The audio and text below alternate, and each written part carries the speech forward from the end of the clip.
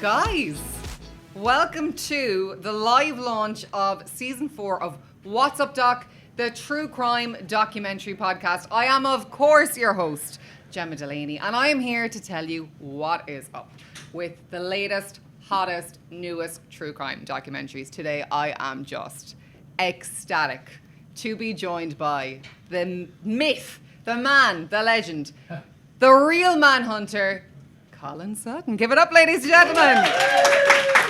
We also got the beautiful Jo Brunt.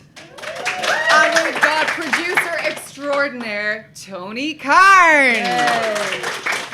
Guys, I am so grateful to have been given the opportunity to have early access to season 2 of The Real Manhunter, which is going out live this Monday, 9 p.m. Tell me, guys, how... I'm going to actually throw this to you first of all, Tony. He's like, What inspired you to do this season and these cases?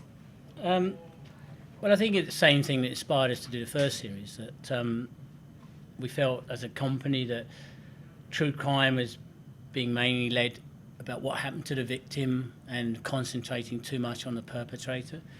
And we wanted to show the detectives behind these crimes and how they investigate and see it through their eyes. And that's what's been our driving motivation for all of them, and this second series as much as the first. I'm going to... This is the beauty of being a podcaster, right? I get to pick and choose exactly what we're talking about. So I'm going to go with the episodes that really impacted me the most. Wow. I mean, the season starts with a bang. Episode 1. Sally Lawrence. Colin, it is such an incredible... It's an unbelievable case, right? Oh, God, yeah, it is. I mean, it's what we've had to do in this series. You know, even though I did it for an awfully long time, I've kind of run out of cases that have interest. And so we've started to look at other people's cases, but still doing it in the same way, where we're talking to anybody you see on there has actually got involvement in the case, be they a police officer, be they a witness, be they family or whatever. And what that did for me was enabled me to look at cases like this, where the investigation was just phenomenal, and where, you know, you kind of take your hat off. The whole thing, the whole reason why I wanted to do this, why I was so happy to do it, was to showcase great police work. I think it's important, more important than ever these days, that people understand that the police are there and they are doing a good job and they're on your side and they will respond to big things. If that was your objective, I mean, I don't think you could have picked a better starter to exemplify, oh my God, incredible police work. Now, obviously, guys, because this hasn't gone live yet, it's totally different from my normal format. I can't do any spoilers, so we're going to say as much as we can say without giving the whole game away. So what can you tell us about that case, Colin? Well, it's a case where a husband thought he could get away literally with murdering his wife. He came up with a very novel means of doing it. I can't wait. Thought he was very clever, but thankfully he wasn't as clever as the police officers. But it's really one of those where different divisions, different parts of the police force came together, different parts of the scientific community, and the whole thing put together was conclusive and conclusively proved that this was indeed a murder. Mm-hmm. And it's another one of those. There were a number through this series where you think if you'd written these as a fiction, then, you know, TV people, commissioners, book publishers would throw it back and say, no, that's ridiculous, that would never happen. Yeah. But because it's true, it did happen. And so we were able to bring these just amazing, almost far-fetched stories that are absolutely true. Yeah, absolutely. I mean, I know you weren't actively involved in the case itself, Jo, but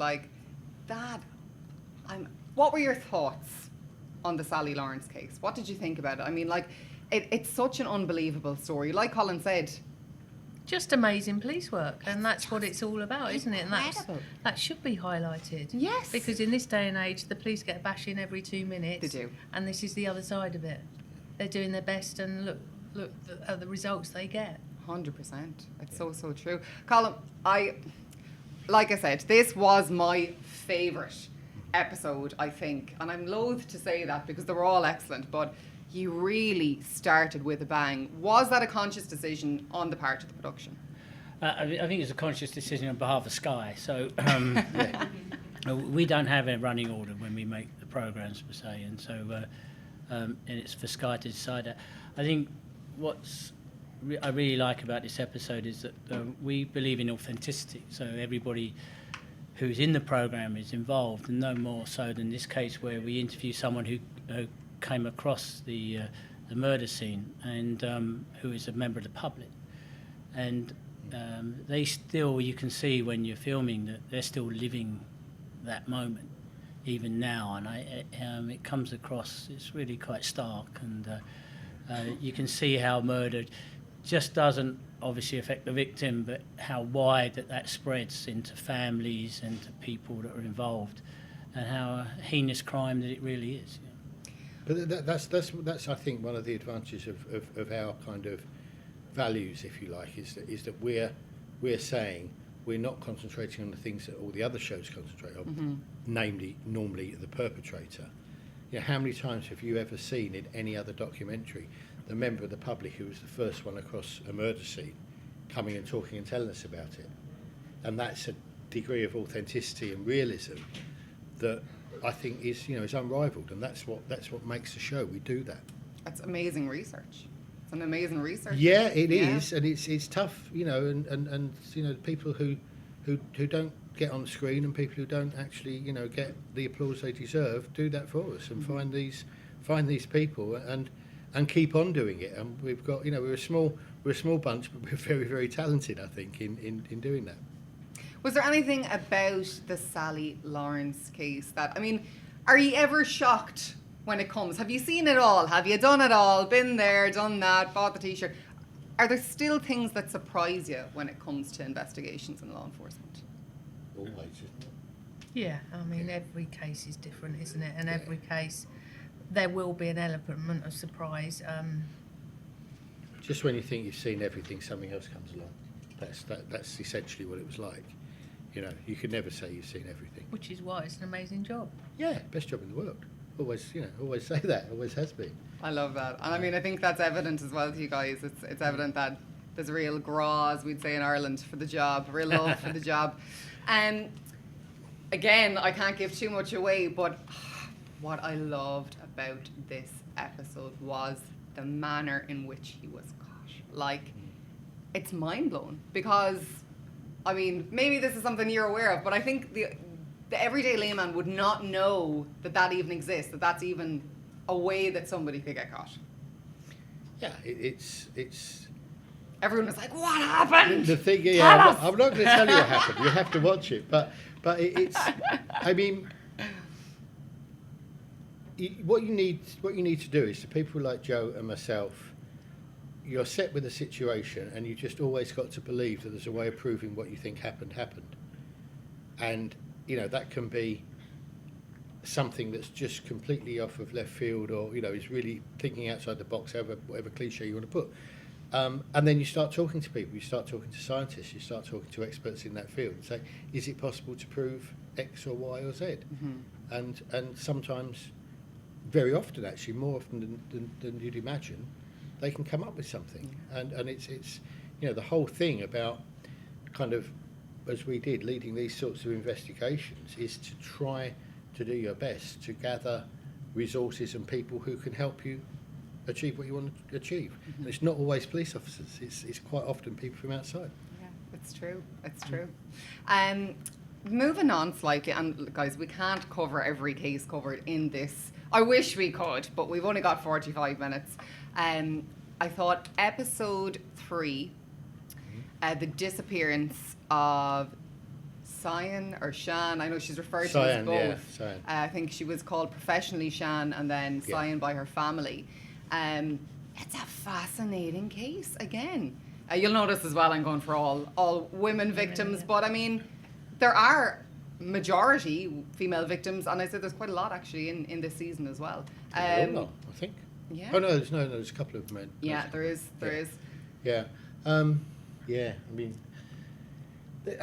think it's a very difficult case for the team because there was a a degree of notoriety with it or public interest in it because she was a well-known actress. So for those of you who may not be familiar with the case or who may not remember the case, Cyan was an actress in EastEnders. She did a season in EastEnders and was quite well known in the theatre circuit as well when her and her 2 young children disappeared. Yeah, and then you've also got the difficulty, and we try and deal with it, kind of realistically, but the fact of it is it's one of these cases that are the hardest for police leaders and supervisors to manage, and that's where there's a missing person.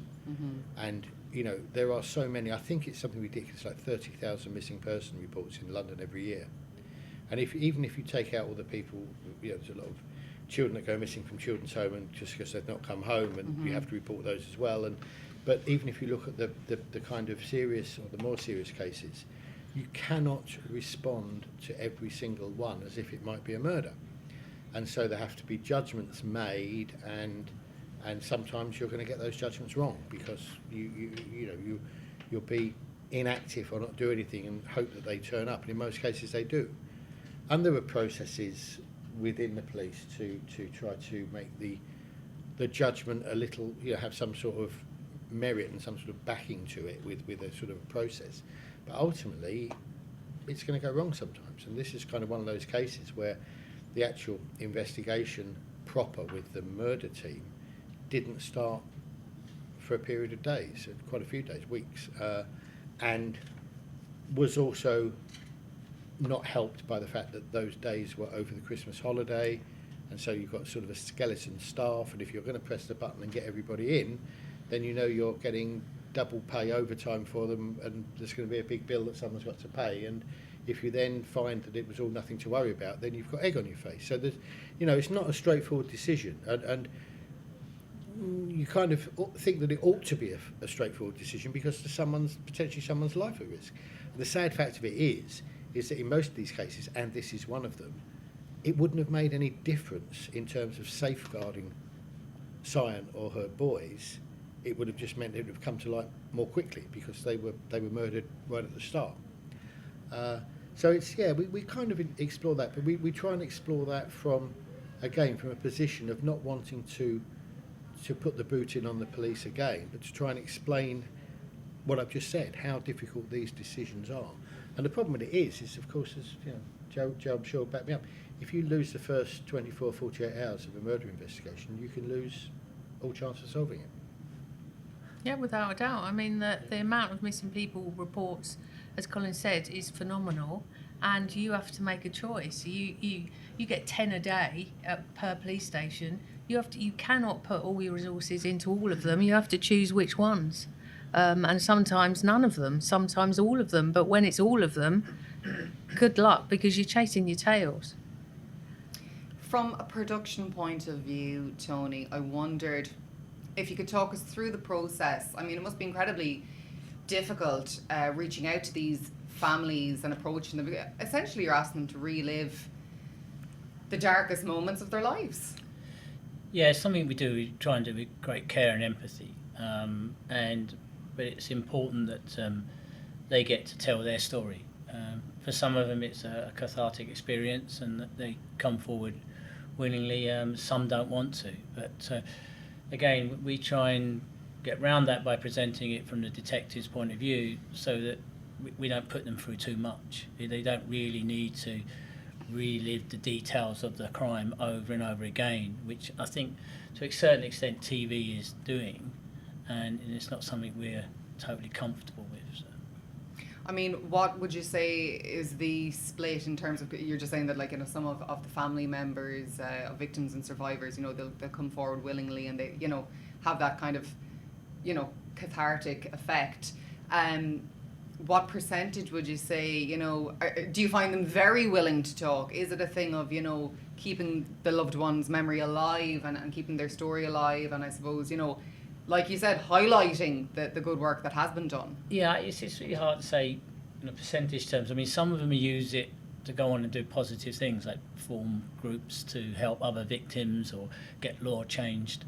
Some never recover from it, and you kind of, from the first time you make contact, you find out very quickly which group they fall into, and you have to back off very quickly.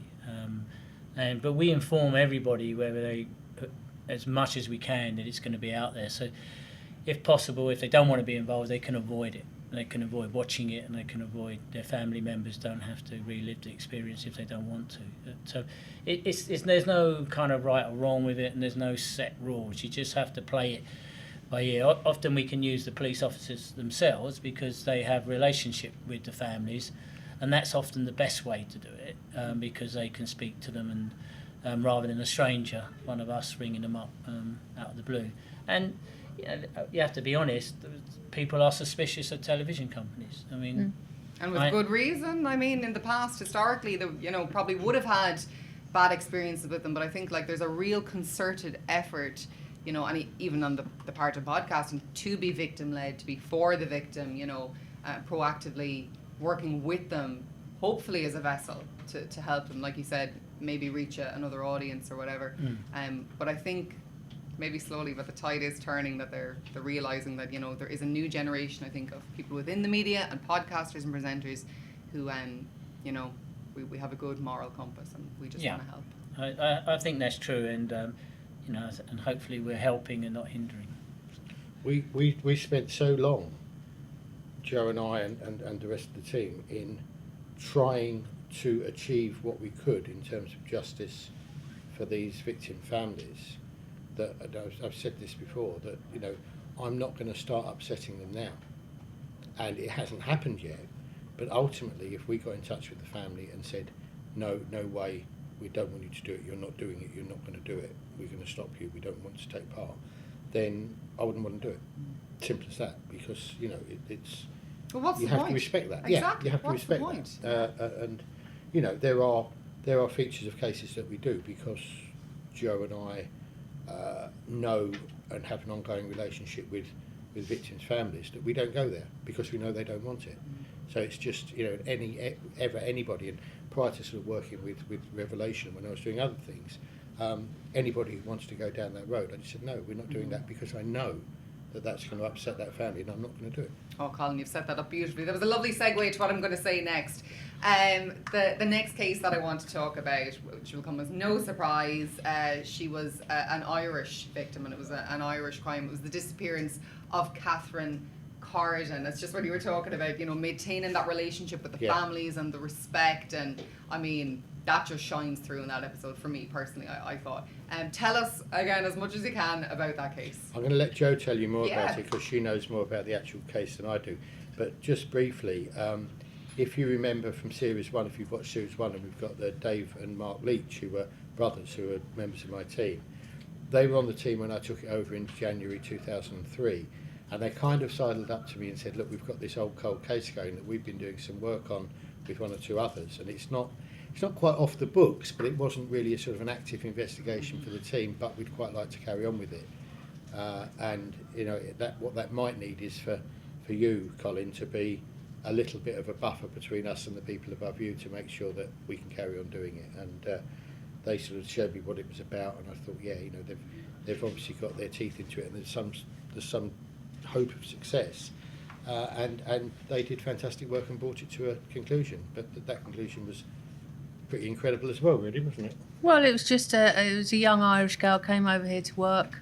Didn't really have close family ties in the country. Got in with the wrong boyfriend, as is Common. This is very common, and disappeared. But no one really reported her missing, because they didn't know in Ireland how missing she was. They just thought she just wasn't phoning them back, and it took a little while. And eventually she'd been buried on a golf course, and took several years to find her. 7 years, I think it was. Just because she was living not itinerant, she had a house, but she didn't have the family who would say she didn't come home last night. That is really rare, and people didn't flag it up in time. But not that we could have stopped it. It happened one night and buried, and he carried on his life as normal. But again, you've got the situation where there was a sort of missing persons investigation back in whenever it was, 1999, was it, or something, when she went missing? Before that? Before. 93. But there were no red flags, if you like, in the process to say, this is dangerous. And as Joe said, because there's no immediate family and because there's no real sort of history. And it's a period of time before mobile like we're all so Yeah. contactable Yeah. now. I mean, Yeah. it's a different world. It's hard to cast your mind back to it, but it's a different world. And that was commonplace back then. We wouldn't hear from family members for maybe a fortnight or 3 weeks. No, or and even a people, month. and if they were phoning Ireland, it's so expensive, and half of them didn't have phones in their houses. Yeah. So Yeah. So it was, but it's again, it's an incredible story, and the fact of the tenacity put forward by just a few members of the team, and the rest of us kind of supporting them when they needed to be supported, and they got a phenomenal result, because not only did the murderer admit to having killed her, but he also told us where the body was buried, and even that itself has a sort of a sting in the tail, and wasn't without difficulties, and some incredible evidence that was found, even after 11 years, that the bodies can still tell tales. So it's a great episode. It's actually one of the episodes we think we could have done it. We could have done it twice as long as it is, because there's so much to it. It's funny you say. I thought there was a docu-series in that. Yeah, I really did. and when the Not just saying that because it was the only Irish one. we've had, Genuinely. yeah, we've had to put sort of quite a lot of captions and things in, and graphics so that the audience can understand who we're talking about and who's who, because it's kind of quite a complex story, and you need that to follow the story. But it's a cracker. It really is a really interesting story. And again, I just marvel at what those people on my team could achieve sometimes. I mean, like you said, there was 11 years there of a span between, the crime itself taking place and I suppose the eventual conclusion, which again we can't spoil.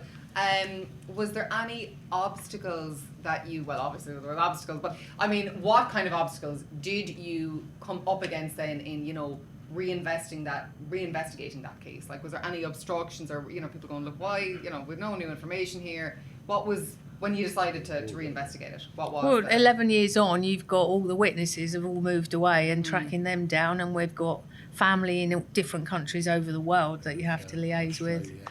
So there was a lot of logistics to it, and obviously 11 years on, where's your forensics? You're not going to have them. Yeah. All gone. The crime scene has gone. So it was very much dependent on talking to people. That's where you got your evidence from, talking to people and talking to the right people. Although there was one kind of, I won't spoil it, but one sort of exhibit that was found that did yield a complete new line of inquiry. And again, it was sort of you'll like to see it. It's an unusual piece of work, but it was one that really took us forwards. I promised that I would throw questions out to the crowd. So I'm going to start with that now. So guys, anybody got any questions for Tony on the production end of things, Joe and Colin on the investigative side of things? Go for it. You were just saying about collecting information and different parts for different cases. So how do you decide with such a wide and large variety of things to choose from? How do you choose what makes it into an episode and what you think might be, is that a useless bit of information, or is that helpful to us, and how do you decide whether it's helpful or not? That's a great question. That's a great question. That's Jeez. a really good question. You're looking for a job. I mean, I think from my point of view, and Tony may have a slightly different view on it, I don't know, and I'll be interested to hear. From my point of view, I just try to be that elephant that remembers everything if I can, and then if I can't, to talk to people who remind me. And the actual nuts and bolts, I suppose, of how we make an episode is that I will write a long summary of it, shall we say, in most cases, though sometimes somebody else does that. And then from that, the kind of more technical people at Revelation then decide which bits of it are going to be relevant and which are going to make the story flow and in what order they're done. So they do the creative bit, if you like, I suppose, to make it into a television programme that people will watch and will grip and will have an arc or a sort of story being told. In most cases, we've got quite, we're leaving stuff out rather than scratching around for stuff to put in. That's the truth. But yeah, I mean that's roughly about the process, isn't it? Yeah, you have to have a story arc, and you have to have jeopardy within that story arc to keep people focused on it. And as Colin said, it's really leaving stuff out more than most of the time, because you have to kind of stay focused with the main story. And the Corrigan one was very difficult because it's a huge story. A huge span of time. And we could have easily done a double episode. And we tried very hard to do a double episode. But we did. We cut it at 90 minutes and Sky only wanted it for 45. So it could have been longer. But what we've done is just speed it up, so you'll have to watch very quickly. yeah. But no, it is a particularly complicated story with many facets and spreading across both here in Ireland and different storylines within the main storyline. So it was a difficult one to put together, and I think it's ended up really well at the end of the day. There's a reason it got to my list of favourite episodes, guys. I'm not blowing smoke up your arse, there's a reason I said it. It's excellent. I'm actually going to take it back from the floor for a minute, because we did kind of have that segue, and I said about, that relationship that you maintain with families, and I mean, there was an element of that at the end of that episode. I don't know, is that too much spoiler? Can we get away with that? We're like, yeah, she's rolling her eyes. Go on, Gemma, jeez, you said it now. Tell us about that. Tell us about, the ending of that episode, without giving too much away, I suppose. It's the relationship with the family. I mean, our colleagues went to the funeral in Ireland, basically, however many years after she disappeared. And, Dave was very... Yeah, it's very moving.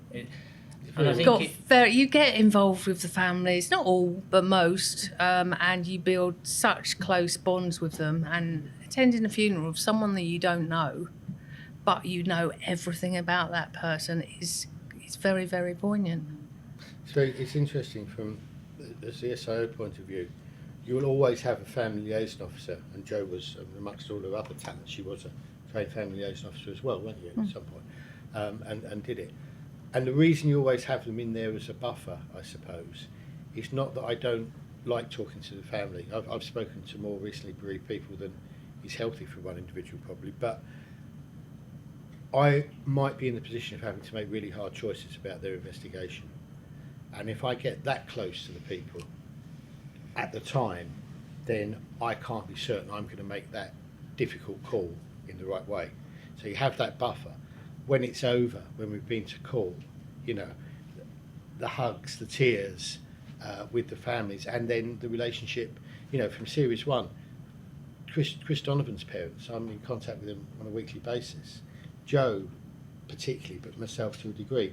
Marshall McDonald's family, we're great friends with them. So you do maintain that, and as Jo says, you do get this kind of emotional attachment and personal involvement. But I always had to try and keep one step back of that, just in case I was going to have to push the button and say we're not doing that, And you're meant to pull away at the end of an inquiry. You are, as a family liaison officer, humans. meant to, Yeah. But you can't. You can't. We're human, so we care. That's why we do it, it's because we care. So it's hard not to care. I think that's something we're proud as a company in the productions, that we get to show police officers as human beings, and it's easy, and press is out there to bring people to the justice and to make sure that people are responsible for their decision makings, and they're particularly hard on the police at the moment, and sometimes rightly so. But I think what we show is that they are human beings. They are doing an incredibly difficult job, and it does affect them. And there's a lot of officers out there with PTSD who suffer after being involved with these crimes, time after time. I mean, we need to remember that they're doing a very, very difficult job. Go on, more questions. Who's got a question? So with the privacy laws here in the UK and in Ireland, have you run into any situations where you may have wanted to talk about a case or cover a case and you were just not able to? Not yet. No.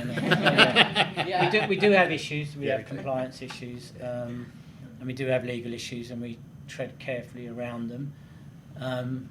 Sometimes we ignore them and do it anyway. But that's the judgment call for myself and Trevor. But we have to take legal advice, and sometimes we ignore it. I mean, because we believe it's right to do it.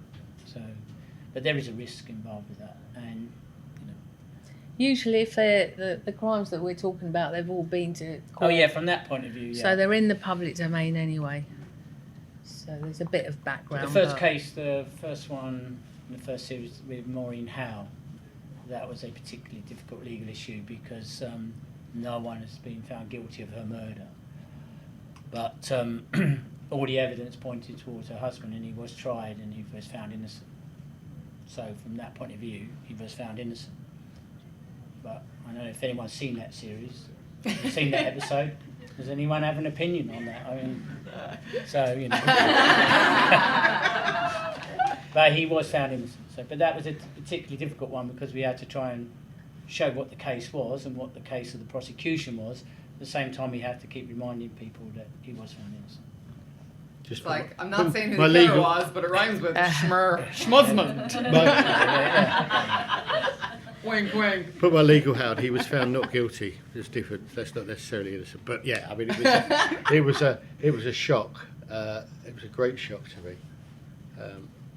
I was actually due about 3 weeks off work, so I'd had an operation on my leg, and I came back to work early because the trial was going on. I wish I hadn't bothered. You know. But that must be incredibly frustrating.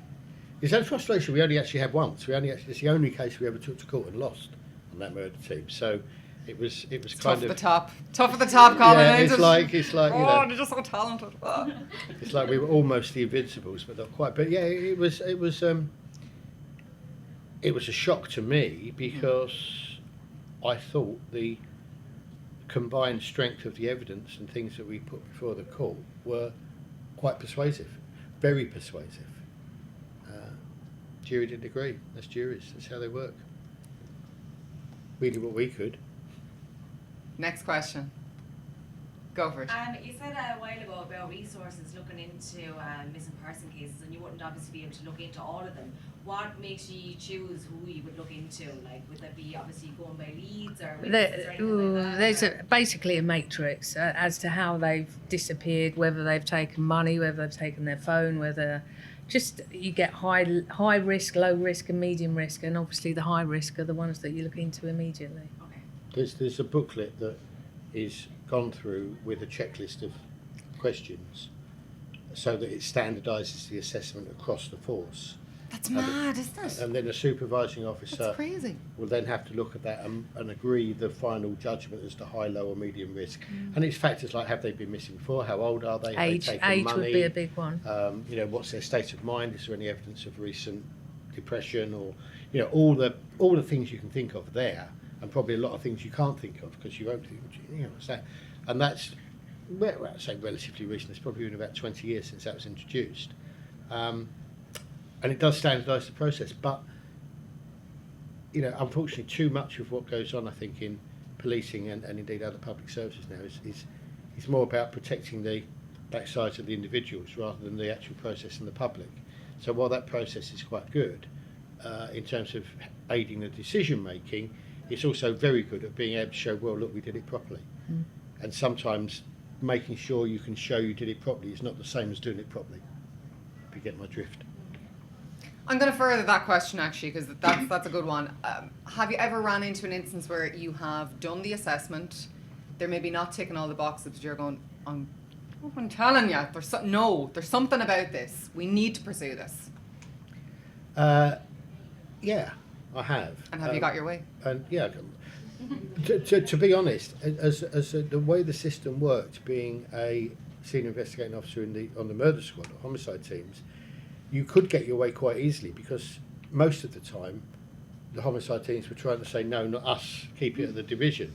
So if you actually really wanted to investigate something, what do you do with that? Yeah, you crack on then, mate. You know, that's fine. So that's kind of how it worked. And we've done. You know, somebody once said about me that, you know, when we were on call, I'd turn out to an ABH, and they might have been right actually, but I think we gave a better service to the divisions and therefore to the public than most of the teams who would rather sit behind their computers and send one officer out at the time. You know, I'd turn out. I'll be quite frank. I used to enjoy being busy and enjoy going out when we were on call.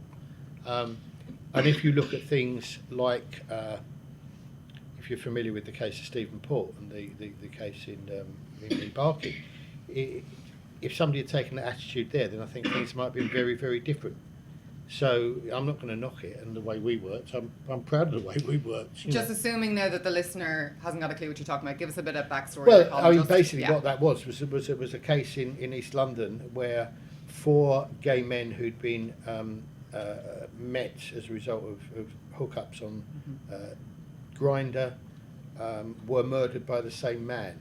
2 of them were left in exactly the same position in a churchyard. 1 was left in an adjacent position at the other side of a wall in the churchyard, and for some reason the dots weren't joined up, and it wasn't until the 4th one that somebody realised that actually maybe something's going on here. And they'd been drugged, so but it wasn't picked up. Yeah. It was they said they've drugged themselves. It's just a mistake and it's an overdose, rather than they were all in the same place. And I felt quite strongly about it because I thought our role as being the specialists, if you like, in homicide investigation, we have to take that responsibility very seriously and go out there and show that we're the specialists. And from what I could see in that, there was a lack of that specialism and that kind of professional curiosity and interest. And I can't believe that nobody in the police station sort of said to one of the mates, "Oh, another one? Didn't we have one like that?" You know, because that's kind of how it works. And the fact that nobody did, I find staggering. But also, the murder teams were informed about every one of those bodies when it was found, and it wasn't until the 4th one that they took over. If we got more questions, guys, go for it. Have you ever worked together on a case where one lead's taking you in one direction, one lead's taking you in another, and you disagree over which way to go? Normally about which pub to go to.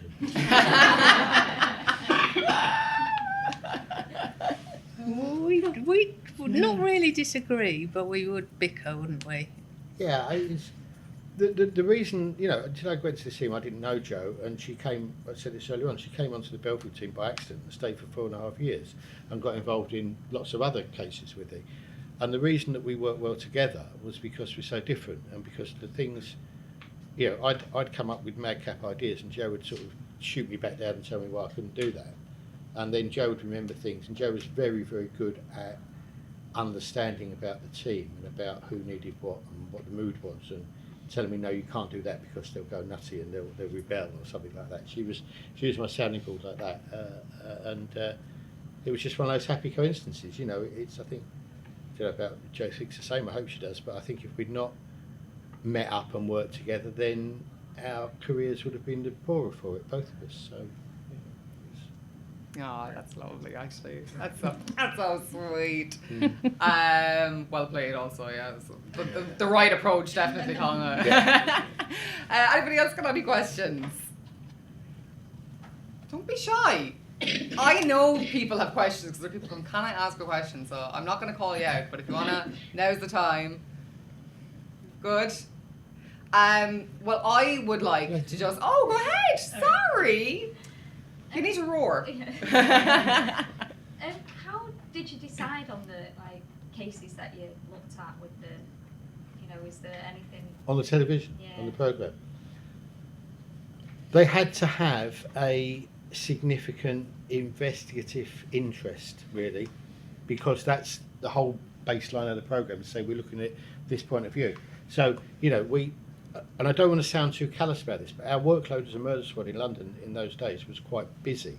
But a lot of the stuff we were doing didn't need a huge amount of investigation, because we had a lot of cases, for example, where alcoholic, maybe sort of semi-vagrant people would punch each other, fall over and bang their head, and it would kill them. Well, And you've got 2 witnesses saying it was him, so it wasn't that difficult. Best will in the world, you know, it's a human life, and we'd take it just as seriously in terms of the investigation and convict the person that did it, but you don't want to see about it at 9 o'clock on Sky Crime. Really, you know, that's well, because there is, I suppose, it is an open and shut case. Yeah, really, by exactly. definition, Yeah, there yeah. is no mystery. There is no. It's not that we're callous, but I No. suppose it would be a very short show, wouldn't it? Yeah. I mean, that's it, and so, you know, that's why we've gone on to doing cases in which I wasn't directly involved in this series, because we sort of really only had 6 more cases after the first series where we thought that the interest and the presentation of the investigation was strong enough to be of the same sort of standard of the programmes and the shows that we put out in the first series. And what I didn't want to do was, for the sake of it, to say, oh yeah, we'll big up that case, because you'd notice and you'd see there's a drop off in quality. And we don't want that, and Sky don't want that, and nobody wants that. You know, you want to, and I want you to watch it and enjoy it in the same way as I hope you did the first one. And certainly, you know, in terms of the numbers that we got from Sky for the first one were very, very good, and it seemed that you collectively liked it. So I'm hoping you're going to like the next one as well. And I think there are some great stories in there. There's one that Gemma's not even mentioned that's my favourite, which is just unbelievable, just absolutely unbelievable. And if I told you now about it, you'd think I was, you know, what had I been drinking at lunchtime or something. And it's just that, and yet it was true, and it meant that we had to investigate something. It's actually quite hard to investigate something when you think, well, that couldn't possibly have happened. Which one was it? The robbery. It very, very narrowly made the list. I had Yeah, 45 minutes to play with. Yeah. And the Irish one trumped it. I'm not going to lie to you. I did. I wonder why that was, Gemma. Any reason for that at all? It is what it is. Yeah. I have one question for you. Okay. And we're going to have to wrap it up then. But I have one question for you. Yeah. Having approached this series slightly differently, obviously, and having included cases that you weren't actively part of, how did you find that? Was there anything in those cases where you were kind of like, I would have solved that. I wouldn't have done it that way. No, because all the ones we've done, all the ones we've looked at are cases which were solved and which there were things that I would actually think I'd love to have done that. You know, it was inspiring to me to see what some of my colleagues elsewhere in the country could do. My fear at the start was that we'd lose a degree of authenticity because it wasn't a case that I'd been involved in. But I think what we've done is we have firmly planted our flag and said, this is how we do true crime documentaries. And actually, we've done so well with that with my cases. Now we can go on and do other cases like that because we're doing it in a way with an approach which is different, which people enjoy, and which shows just how good the police can be. I'm going to wrap up by saying something, because I always say in any industry, you know, I think we criticise very quickly and we don't give praise very easily. And I think I speak for myself and, you know, everybody here who has seen season 1, I've also seen season 2, but it shows how much you care. And it's a testament to you. And I mean, it's lovely to see. It's lovely to see. And it's the reason you have been so successful. I hope you go home at night and I hope you're proud of the impact you've made. I hope you take the time to give yourself a pat on the back. Because like I said, the criticism, it's all too often. The praise isn't there. You're a credit to the industry. And I'm just absolutely honoured to be able to interview you and love you guys. It's been a pleasure. Love it. Thank Give you. them a round of applause. Guys, that is it. That is episode 1 of season 4. Oh my God, I can't believe they're still letting me make podcasts of What's Up Doc, the true crime documentary podcast. If you like the cut of me jib, if you like what I do, remember to give us a follow on social media. We are at What's Up Doc Podcast. And if you want to subscribe, we're on Apple as well, and she can give us a little cheeky review as well. As I always wrap up every show, good luck, good night, and God bless.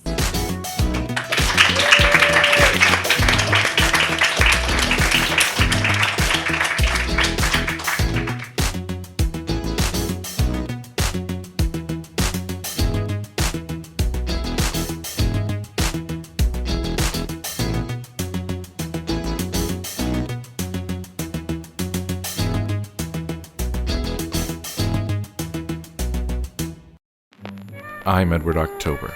There's only one way to serve a fine bourbon, poured neat and slowly savored. The retro horror stories served by Octoberpod are just as refined as an aged bourbon, but now there are 2 ways to enjoy them. subscribe to OctoberPod Home Video on YouTube.